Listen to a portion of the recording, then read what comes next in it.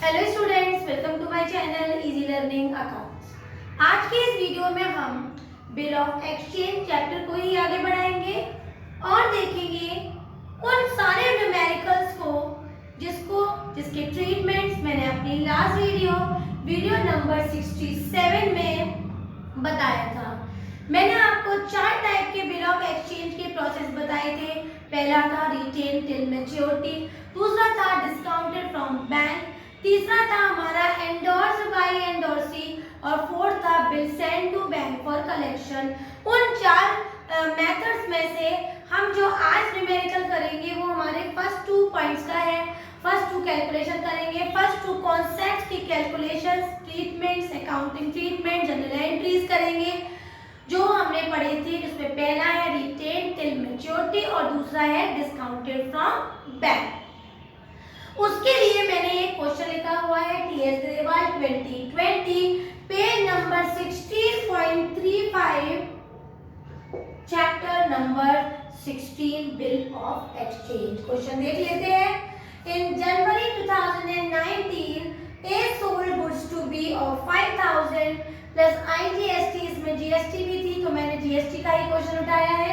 18% A received 900 by check and the remaining amount drawn of bill payable after 3 months of due date. The bill was duly accepted by B. B ने उसे accept कर लिया और retain करके रखा till maturity तक और due date पे payment कर दिया, honor कर दिया of that bill of exchange। तो क्वेश्चन कह रहा है कि इसकी entry in the books of drawer भी करो, इन द बुक्स ऑफ ड्रॉई भी। और ड्रॉअर यहाँ पर जो सामान बेचता है वो होता है तो यहाँ ए है, और ड्रॉई जो खरीदता है सामान वो होता है तो यहाँ पर ड्रॉई हमारा बी है। तो क्वेश्चन करना शुरू करते हैं। और 1 January 2019 A sold goods to B. वैसे तो क्वेश्चन जनरल एंट्री के फॉर्मेट में होगा, लेकिन मैं विदाउट जनरल एंट्री फॉर्मेट आपको करवा देती हूँ। चलिए बना लेती हूँ फॉर्मेट भी। Debit amount, credit amount, LF, date and particular. Right, मैंने बना लिया है date, particular, LF, debit amount, credit account in the books of drawer और यहाँ मैंने लिख दिया ए। राइट, एंट्री करना शुरू करते हैं। पहली एंट्री जनवरी 1 की है, मैंने लिखा यहाँ पर जनवरी 1 2019। Right, A sold goods to B, A ने सामान बेचा बी को, तो ए ने सेल किया है तो एंट्री बनेगी according to the last video treatment. Entry होगी drawee debit to sales account being goods sold. अगर अमाउंट की बात करें तो अमाउंट होगा हमारा 5000। इस पर बेटा हमें जीएसटी भी लगानी थी, एक मिनट रुक जाइए, जीएसटी लगा लेते हैं। सेल के साथ आउटपुट जीएसटी लगेगी तो आउटपुट आईजीएसटी अकाउंट, अब लिखेंगे बीइंग गुड्स सोल्ड। राइट, अब मैं वैल्यू लगा देती हूँ। पहले मेन वैल्यू हमेशा सेल पे लिखेंगे तो हमारी वैल्यू है हमारी 5000। 5000 में 18% जीएसटी लगा देंगे बेटा और वैल्यू आ जाएगी हमारी 900। तो 900 लिख दिया मैंने आउटपुट आईजीएसटी पे और दोनों को ऐड करके वैल्यू हो गई 5900। अगर यही entry in the books of drawing मतलब बी में होती तो कुछ इस तरह से होती, विदाउट फॉर्मेट कर देती हूँ।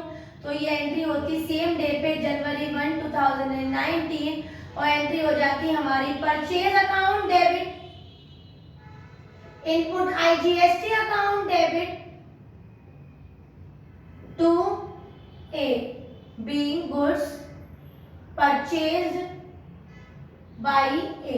राइट, तो यहाँ पर मैंने परचेजिंग भी कर ली। अमाउंट फिर कर लेते हैं। परचेजिंग थी 5000 की, जीएसटी लगी 900 की बच्चे और दोनों को ऐड करके वैल्यू आ जाएगी हमारे क्रेडिट साइड, तो वहां मैंने अमाउंट लिख दिया। मैंने आपको दोनों तरीके के ट्रीटमेंट सिखाए, इन द बुक्स ऑफ ड्रॉई भी और इन द बुक्स ऑफ ड्रॉअर भी। राइट, आगे की लाइन पढ़ लेते हैं।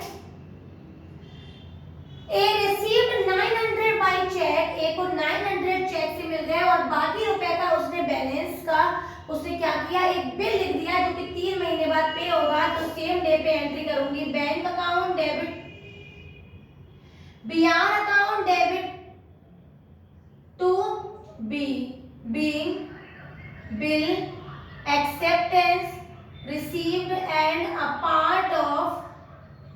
Cash also receive, right.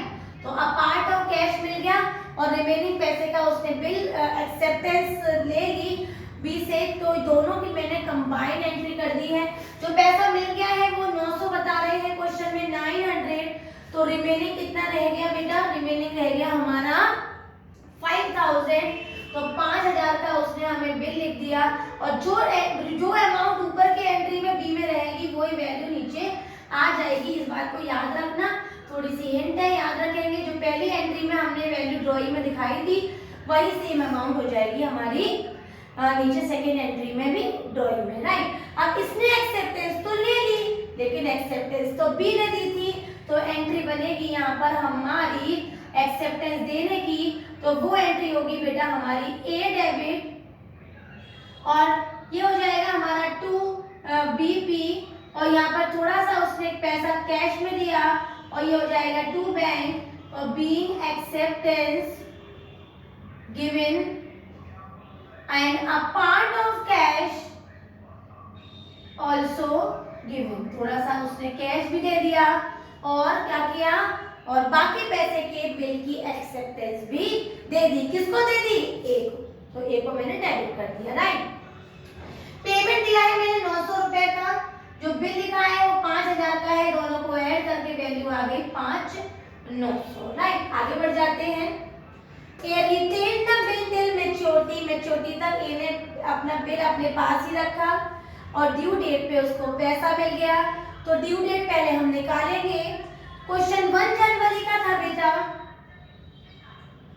और ड्यू डेट थी हमारी 3 मंथ, तो 1 जनवरी से 1 मंथ, 1 फरवरी, 1 मार्च, 1 अप्रैल, 1 अप्रैल में जाके हमारे 3 मंथ्स हो जाएंगे। 1 को वही छोड़ो, 2 3 4, तो 4 अप्रैल को हमारा पेमेंट मिला अप्रैल 4 और यहाँ पर हमने लिखा cash account debit to BR account और पेमेंट मिला हमें 5000 और 5000 being bill amount received, right.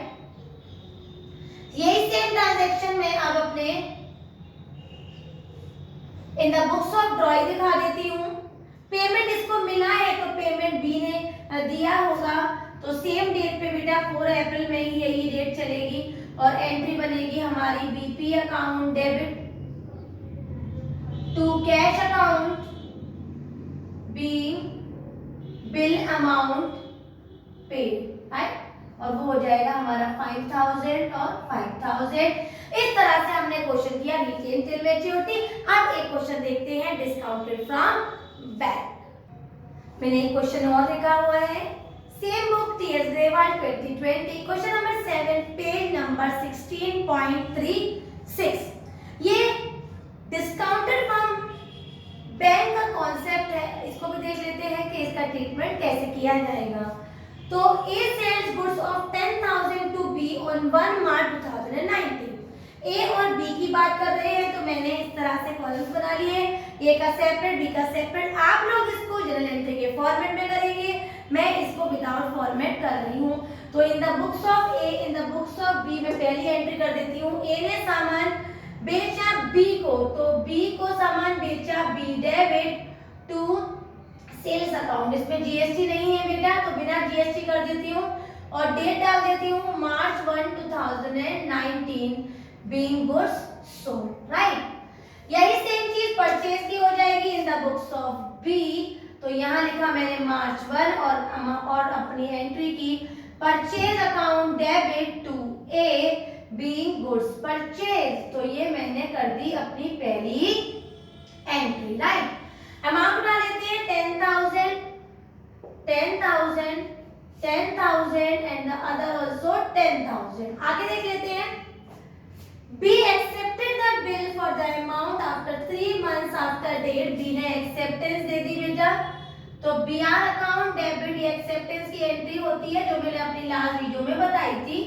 Being acceptance received. अगर आपके पास ट्रीटमेंट नहीं समझ में आ रहे हैं तो पहले आप मेरी लास्ट वीडियो देखिए, तभी आपको ये वाली वीडियो समझ में आएगी।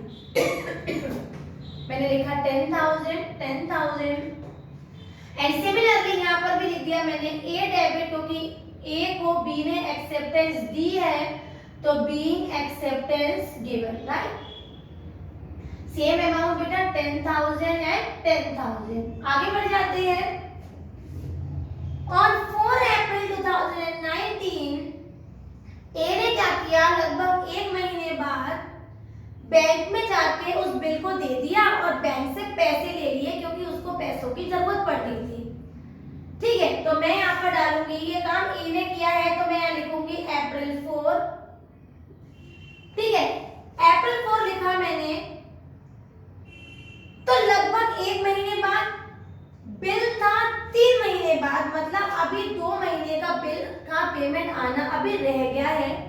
तो पहले मैं डिस्काउंट की एंट्री लिख देती हूँ जो मैंने आपको सिखाई थी, फिर मैं डिस्काउंट निकाल के भी दिखाऊंगी। Bank account debit, discount account debit to bills receivable account BR account, being bill discounted from bank, right. Discount की अमाउंट निकाल लेते हैं। मेरा बिल था 10,000 का, रेट दे रखा है हमारे पास डिस्काउंट का, हमने डिस्काउंटेड फ्रॉम बैंक का बेटा रेट दे रखा है हमें 6% पर एनम, तो मैंने भी लिख दिया 6/12। और अभी हमारे पास कितना टाइम बचा है, हमारे पास 2 मंथ्स और बचे हैं, क्योंकि उसने 1 महीने बाद बैंक से डिस्काउंट कराया और टोटल बिल 3 मंथ्स का था, तो 2 मंथ्स अभी हमारे पास बचे हुए हैं। तो 2 मंथ्स पे यहाँ पर हमारे पास डिस्काउंट रेट लगेगा 6% और 2 मंथ्स, 6 1 जा 6, 6 2 जा 12, ये 2 से 2 कट गया, 2 0 से 2 0 आ गए बेटा, और डिस्काउंट आ गया 100। एक बार और समझ लेते हैं। मैंने पहले बिल का अमाउंट लिखा, क्वेश्चन में जो रेट दे रखा था 6% वो लिखा, और 2 मंथ्स मेरे पास अभी रिमेनिंग रह गए थे, जो भी टाइम रिमेनिंग रह जाता है वो लिखते हैं। तो 100 रुपीज का आ गया हमारा डिस्काउंट। बिल था हमारा 10,000 का, तो 10,000 में से हम 100 को माइनस कर देंगे तो हमारी वैल्यू आ जाएगी 9900। तो यहाँ पर हमने 9900 बैंक में लिखा, डिस्काउंट में लिखा 100 और बीआर में आ गया 10,000। अब देखिए बिल तो उसने बैंक को दे दिया ये ने, तो पेमेंट उसके पास तो नहीं आएगा ना, बैंक के पास जाएगा। तो in the books of drawer केवल इतना ही ट्रीटमेंट होता है when the bill is discounted from bank, right. लेकिन in the books of drawer ये बेचारे को क्या पता कि उसने बैंक से डिस्काउंट करा लिया, वो तो ड्यू डेट पे आएगा और पेमेंट दे देगा।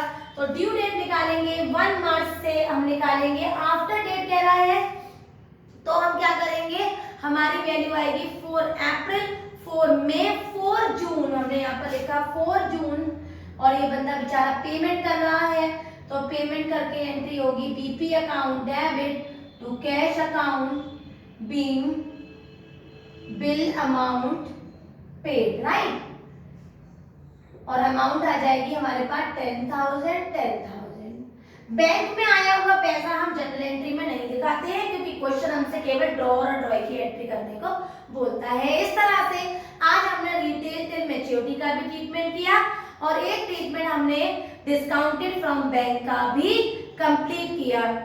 आज हमने दोनों का एक न्यूमेरिकल किया, अच्छी तरह से आपको जरूर क्लियर हो गया होगा। फिर भी अगर नहीं होता है तो आप कमेंट करके मुझे बता सकते हैं, मैं उसका सलूशन जरूर करूंगी। वीडियो समझ में आई हो, सारे पॉइंट क्लियर हो गए हो, तो मेरी वीडियो को लाइक करें, शेयर करें और मेरे चैनल को सब्सक्राइब जरूर करें। Thank you.